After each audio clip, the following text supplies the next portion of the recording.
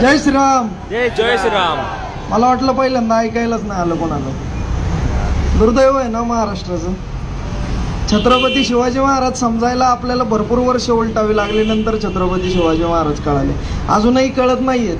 काय ना, आपल्याकडं BJPचं राज्य आहे, त्याच्यामुळं असं म्हणता येईल की छत्रपती शिवाजी महाराज हिंदुत्ववादी झाले आहे ना. पण दुर्दैव आहे आपलं की आपल्याला छत्रपती शिवाजी महाराज समजायला फार वर्ष लागली. माहिती आहे का, छत्रपती शिवाजी महाराजांच्या काळातच एक कवी होते, उत्तर प्रदेशचे होते. ते छत्रपती शिवाजी महाराजांची कीर्ती ऐकून महाराष्ट्रात आले होते रायगडावरती, आणि त्यांनी एक कविता केली होती छत्रपती श्री शिवाजी महाराजांसाठी. देवल गिरावते फिरावते निशाने आली, ऐसे डुबे राव राणे सभी गए लपकी. म्हणजे या औरंगजेबाच्या भयाने हे देशातले सगळे राव राणे जे काही राजे आहेत ते सगळे लपून बसलेत. ऐसे डुबे राव राणे सभी गए लपकी, गौरा गणपती आप औरंग का देखत आप आपुनी बार आप मारी गए दबकी. म्हणजे गौरी गणपती तुम्ही सगळ्या विघ्न हरता, तुम्ही लपून बसलात. गौरी गणपती ज्या विघ्न हरतात त्या देवताही लपून बसल्यात. आणि त्यानंतर हे कवी म्हणतात, काशी उकी कला गई मथुरा मजिद भई. शिवाजी न होत तो सुन्नत होत सबकी. म्हणजे जर छत्रपती शिवाजी महाराज झालेच नसते ना, तर सुन्नत झाली असती या देशातील प्रत्येक हिंदूची. जर छत्रपती शिवाजी महाराज झाले नसते तर या देशातील प्रत्येक हिंदूची सुन्नत झाली असती. आणि ते कळायला आपल्याला भरपूर वर्ष वाट पाहावी लागली. कारण भिकारचोट कारभार आपण स्वीकारला 1947 नंतरच्या शिक्षण पद्धतीचा, ज्याच्या हात कम्युनिस्टांच्या हातात शिक्षण पद्धती दिली आपण. आणि ह्या शिक्षण पद्धतीने छत्रपती श्री शिवाजी महाराजांना बनवलं सर्व धर्म समभाव मानणारे छत्रपती शिवाजी महाराज. कोणीतरी नौशाद उस्मान नावाचा नालायक छत्रपतींवरती एक पुस्तक लिहितो, कुराणचा आदर करणारा छत्रपती शिवाजी महाराज. अरे ज्या छत्रपती शिवाजी महाराजांनी ह्या दाढीवाल्या आपल्या पायजम्यांच्या चड्ड्या काढल्या, ते छत्रपती शिवाजी महाराज कुराणला मानतील का? आणि हे फार लांबची फार दूरची गोष्ट नाही, आत्ताची 4-5 दिवसापूर्वीची गोष्ट आहे. ते पुस्तक रिलीज होतंय आणि एवढं दुर्दैव आहे, जे स्वतःला फार मोठं म्हणतात ते बडवे त्या पुस्तकाच्या त्या अनावरणासाठी जाणार आहेत. जे स्वतःला फार मोठं म्हणतात. छत्रपती शिवाजी महाराज हिंदू होते आणि हिंदुत्ववादी होते. त्यांनी जे युद्ध आरंभलं होतं ना, ते ह्या दहशतवाद्यांच्या विरोधात होतं, ह्या आतंकवाद्यांच्या विरोधात होतं, ह्या बलात्काऱ्यांच्या विरोधात होतं. हे बलात्कारी होते कोण? हे औरंगजेब, हा तैमूरलंगाचा वंशज भडवा. तैमूरलंग जो तिकडे इथिओपियाच्या त्या भिकारचोट वाळवंटातनं खायला दाना नाही आणि प्यायला पाणी नाही अशी त्यांची अवस्था. अन्न पाण्याच्या शोधार्थ आलेले हे सगळे बडवे घोड्यावरती आणि गाढवावरती बसून आलेले होते. आणि इथं आले कशासाठी होते? फक्त लुटालूट करायला. हे लुटालूट करणारे आपले कोणीच नाहीयेत, कोणीच नाहीयेत. हे आमच्या पूर्वजांना कळालं, पण आमच्या आत्ताच्या पिढीला अजून कळालेलं नाही. आमच्या पूर्वजांना कळालं, 12 मावळातनं आमचा सगळा सरदार वर्ग उभा राहिला. छत्रपती श्री शिवाजी महाराजांनी स्वराज्याचा घाट घातला आणि पळून पळून मारला यांना सगळ्यांना. पण दुर्दैव आमचं एवढं मोठं आहे, त्याच मातीत जन्माला येऊन आम्हाला सर्व धर्म समभावचा किडा चावला. आम्ही डोक्यावरती टोप्या घातल्या पार यांच्या ईदच्या दिवशी, पार आमच्या कोपरापर्यंत वगळ आले, खायला गेलो आम्ही यांच्या इथं. एवढं दुर्दैव आहे आपलं. पण मित्रांनो, एक गोष्ट सांगतो, याच्यानंतर येणाऱ्या काही दिवसांनी जर आपलं वागणं आणि आपली जे राजकारणी लोकांना आपण जी साथ देतो किंवा ह्या लोकांच्या पाठीमागं आपण जे उभा राहतो, हे असंच उभा राहिलो तर येणाऱ्या काळात आपल्याला पण आपल्या लोकांसाठी आश्रय शोधायला जगाच्या कानाकोपऱ्यातल्या देशांमध्ये फिरावं लागेल. हे दुर्दैव आहे आपलं. आणि जो कोणी असं म्हणतो ना की एवढ्या वर्षात जे शक्य झालं नाही ते आताही होणार नाही, अरे येडा आहे तू. हळूहळू हळूहळू जवळ जवळ आलं, त्यांनी तुकडे तुकडे केले. आता राहिलंय काय? भारतात जेवढी राज्य आहे त्यापैकी 9 राज्य बाटलीत, 100% बाटलीत. आता बाकीचे लोक आकडे देतात 50%, 60%, नाही 100% बाटलीत. पुण्यासारख्या ठिकाणी 250 एकर जागा वक्फ बोर्डाची आहे. वक्फ बोर्ड माहितीये कुणाला काय आहे?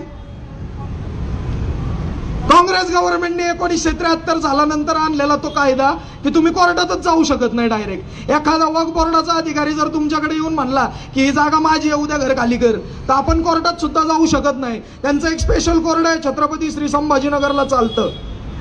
पूर्वीचं जुनं नाव औरंगजेब त्याचं, हाकलला आपण त्याला. त्या छत्रपती संभाजीनगरला असणाऱ्या कोर्टात आपण जायचं, तिथं 4 ज्युरी असतात, 4 किंवा 5 ज्युरी असतील. त्यापैकी 90% ज्युरी हे मुसलमान असतात, एकच ज्युरी हिंदू असतो. तिथं लढणारे वकील सुद्धा सगळे मुसलमान असतात. तुम्ही किती नाचलात तरी सुद्धा तुम्ही तुमचं घर त्यांच्याकडून सोडवू शकत नाही. तमिळनाडूचं एक गाव की जिथं 250 वर्ष जुनं एक हिंदू मंदिर आहे, त्या अख्ख्या गावावरती एक मुलीचा बाप होता. त्याला असं वाटलं मुलीचं लग्न करायचं, त्याच्याकडे काही पैसे नव्हते, थोडीफार जमीन होती. त्यांनी विचार केला जमीन विकू आणि मुलीचं लग्न करू, म्हणून तो आपला ती जमीन विकायला गेला. तो ज्या सरकारी कार्यालयात ते डॉक्युमेंट बनवायला गेला होता, त्या कार्यालयाने त्याला सांगितलं की तुमच्या गावात तूच काय, तुझ्या गावात तूच काय, तुझ्या गावचा जो सरपंच आहे, जो मुखिया आहे, जो जमीनदार आहे, तो सुद्धा जमीन विकू शकत नाही म्हणे. अख्ख्या गावावरती वक्फ बोर्डाने आरक्षण टाकलंय म्हणे. आता जे काही लढायचं ते तिकडे वक्फ बोर्डाच्या ऑफिसमध्ये आणि त्या कार्यालयात जाऊन तुमच्या लढाया करा. आणि त्याच गावात 2500 वर्षांपूर्वीचं हिंदू मंदिर आहे. मग यांचे पूर्वज कशाला आले होते तिथं? यांचे पूर्वज तिथं कशाला आले होते? जिथं 2500 वर्ष जुना हिंदूंचा इतिहास आहे, त्या गावावरती जर हे आरक्षण टाकत असतील तर पुण्यासारख्या ठिकाणी 250 एकर जमीन म्हणजे काहीच नाहीये. म्हणजे ही फक्त सुरुवात आहे, ही फक्त सुरुवात आहे. येणाऱ्या काळात तुम्ही राहत्या घरावरती सुद्धा हे येऊन आरक्षण टाकतील, बाहेर एक पाटी लावतील. ब्लॅकमेलिंग पण चालू झाली आजकाल. तुमच्या आजूबाजूला जर बहुसंख्य मुसलमान असतील तर एखादा तुमच्या एरियातलं घर हेरतो, बाबा हेरतात आणि त्या घरात म्हातारा किंवा एखादी म्हातारी राहत असते, ज्यांना आधार नसतो, असं घर हेरलं जातं. आणि त्या घराच्या बाहेर काही दिवसांनी एक नोटीस लावली जाते, सदर जागा ही वक्फ बोर्डाची आहे. मग म्हातारीने आणि म्हाताऱ्याने किती ओरडू द्या की अहो आम्ही 200 वर्ष झाले, आमचे बापदादे इथंच खपले, तरी सुद्धा कुणी ऐकायला तयार नसतं. कारण तिथून पुढची कायदेशीर लढाई, कायदेशीर नाही म्हणता यायचं तिला, ती लढाई म्हणजे फक्त स्वस्वार्थासाठी असते. ती लढाई लढण्यासाठी तुम्हाला छत्रपती संभाजीनगरला जायचं. बरं, त्यातही तुम्हाला रिझल्ट मिळेल का नाही? तो मिळत तर नाहीच. पण आपण आपल्याला माहिती आहे ना की कोर्टात गेल्याच्या नंतर न्याय मिळतो, असं आपल्या पिक्चरमध्ये किंवा सिरियलमध्ये सांगितलं जातं. त्याप्रमाणे आपण असं समजायचं की आपण एखाद्या सिरियलचा भाग आहोत. आता आपण कोर्टात जाऊ आणि कोर्टातून आल्यानंतर न्याय मिळेल आपल्याला. पण तो फक्त भासच, तो फक्त भास, न्याय वगैरे काही मिळत नाही. पुण्याच्या सगळ्यात महत्वाची गोष्ट, आता पुण्यावरती येऊ बरं का आपण. शक्यतो पुण्यात बोलण्याचा योग्य एवढ्याने आला नाही कधी, कारण पोलिसांनी कधी बोलूच दिलं नाही. आज आलाय तर काही गोष्टी बोलल्या पाहिजे पुण्यासाठी. पुणे आहे कोणाचं? पुणे कोणाचं? कुणाचं? पुणे संस्कृतीचं माहेरघर, शिक्षणाचं माहेरघर, पुणे हिंदुत्वाचं माहेरघर, पुणे पेशव्यांचं, पुणे छत्रपती श्री शिवाजी महाराजांचं, मासाहेब जिजाऊंनी जिथं सोन्याचा नांगर फिरवला होता, पुणे त्यांचं. पण आज पुण्याचं दुर्दैव माहितीये का तुम्हाला? कधी कोणी भवानीपेठ वगैरे, गणेशपेठ, नारायणपेठ, ते नानापेठ, सॉरी नारायणपेठ आलं तोंडात चुकून, नानापेठ या भागात कधी गेलायत का? काय राहिलंय आपलं? काय राहिलंय आपलं? हिंदुत्वाचं ना पुणे. पुण्येश्वर सोडवू शकलो का आपण? सोडवू शकलो का आपण पुण्येश्वर? मी कोणी राजकीय व्यक्तिमत्व नाही बरं का, सामान्य माणूस आहे. एक संघटना चालवतो, हिंदुत्ववादी आहे आणि फार वादग्रस्त बोलतो. पुण्यातलं पुण्येश्वराचं मंदिर सोडवू शकलो का आपण? दुर्दैव आहे ना. कधीतरी घरी गेल्यानंतर जेवण झाल्यावर तरी विचार केला का या गोष्टीचा, की ज्या मंदिराच्या नावावरती पुण्याचं नाव पडलं ते पुण्यश्वराचं मंदिर सोडवू शकलो का आपण?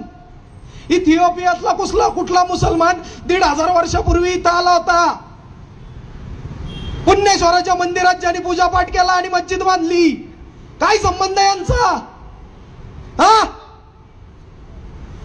बरं, हा प्रश्न आपण स्वतःला कधीच विचारत नाही. जाऊ द्या, राजकारणी लोक आहेत की, पूर्वी एक होते आता परत एक आलेत, लढतील की आपल्यासाठी, होईल की पुण्यश्वराचं मंदिर पूर्ण. अरे कधी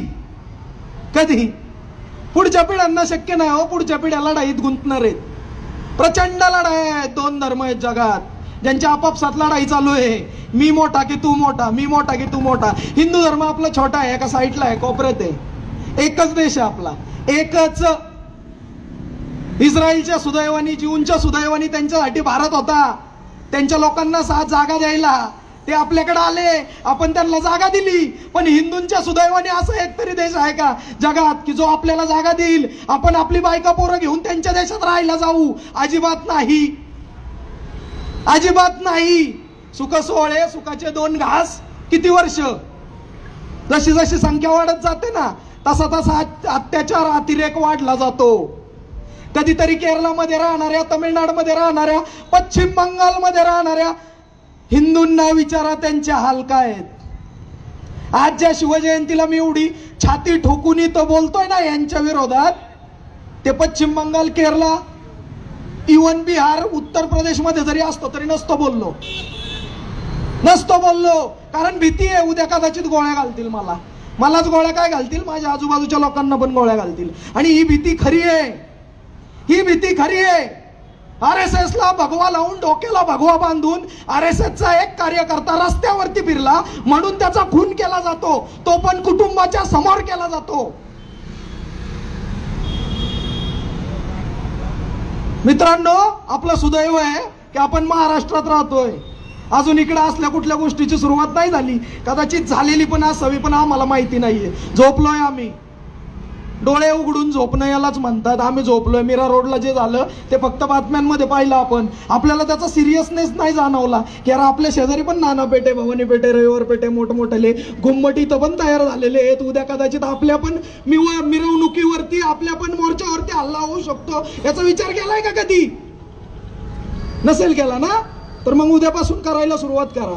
कारण काय ना, ज्या प्रशासनाच्या जीवावरती तुम्ही म्हणता ना की इकडे काय मोगलाई माजली का आमच्यापर्यंत कोणी येत नाही, प्रशासन हाताची घडी किंवा पाठीमागे हात बांधून शांत उभं राहतं. ज्यावेळी ती वादग्रस्त किंवा इव्हन उद्रेकी लोक रस्त्यावरती उतरतात, कारण यांना माहिती आहे भारतात फक्त हिंदूच आहे जो कायद्याचं पालन करतो, संविधानाचं पालन करतो, राज्यघटनेने घालून दिलेल्या नियमावरती चालतो, ह्या देशाला मानतो. इतर कोणाला तुमच्या देशाच्या संविधानाशी काही पडलेलं नाहीये. नाही मानत ती लोक, नाही मानत, कायद्या बिद्याला नाही मानत ती. टिपल शीट तुम्हाला रस्त्यावरती जाताना येताना दिसतील, इकडनं तिकडनं. मोर्चा असताना त्यांना नाव शहीद स्मारक फोडलं होतं. शहीद स्मारक, गरिबाची लेकरं सैन्यात जातात आणि तिथं स्वतःचं बलिदान देतात या राष्ट्रासाठी. त्यांच्या नावावरती जे शहीद स्मारक बनवलं जातं मुंबईला, ते शहीद स्मारक ह्या उद्रेकी भांडुळांनी फोडलं होतं. माहिती नसेल तर आठवा तो दिवस, माहिती नसेल तर आठवा तो दिवस, ज्या दिवशी ते शहीद स्मारक फोडलं होतं. कोणी उभं नव्हतं राहिलं. एक राजकीय पार्टी आहे जिने मोठा मोर्चा काढला होता, मी त्यांना तेवढ्यासाठी मानतो. बाकी कोणीच उभं नव्हतं राहिलं. मोठमोठे करोडपती, स्वतःला पैशावाले म्हणणारे, आम्ही हिंदू आहे, गंध लावून बाहेर फिरणारे, स्वतःच्या पोरींचे लग्न आणि घरातल्या मेलेल्या माणसाचं हिंदू रीतिरिवाजानुसार करणं म्हणजे मी हिंदू आहे असं नाही. तुम्ही हिंदू असल्याचं तुम्हाला जगाला सांगावं लागेल, तुम्हाला जगाला सांगावं लागेल. अरे मी हिंदू आहे, हा देश माझा आहे, माझ्या पूर्वजांनी बलिदान दिलेलं आहे. भडव्यांनो, याच्याकडे जर चुकीची आणि वाईट नजर टाकाल ना तर रस्त्यावरती खांडोळी करून टाकू. एका एकाची आम्ही सोडणार नाही. हे तुम्हाला सांगावं लागेल. जोपर्यंत हिंदू समाज उद्रेकी होणार नाही तोपर्यंत ही लोक असाच माज दाखवणार. एकदा हिंदू समाज उद्रेकी झाला ना, हे घरात पळून जातात. हिंदू समाजाने डॉमिनेटिंग असलं पाहिजे. फक्त हिंदुस्थानमध्येच का? नाही नाही, जगावरती राज्य करायचं आम्हाला.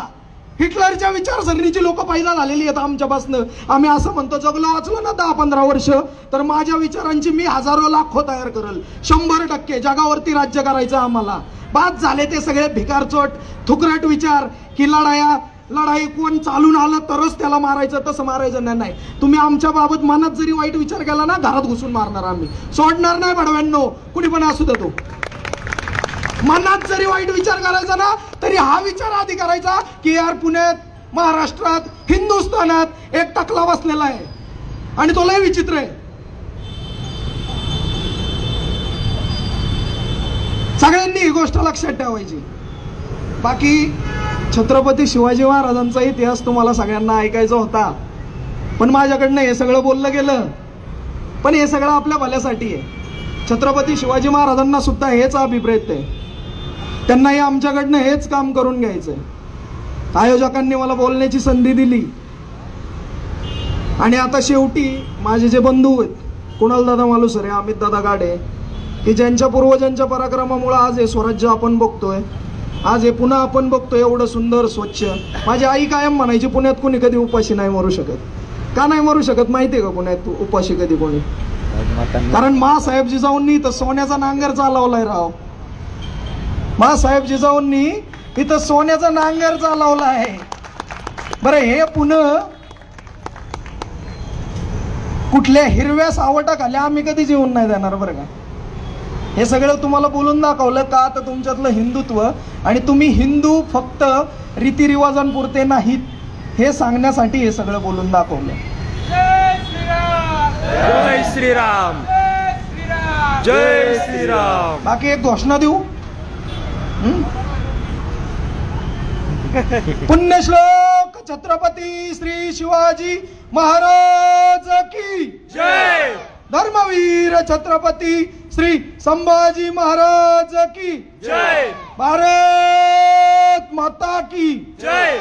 हिंदू धर्म की जय. गो माता की जय.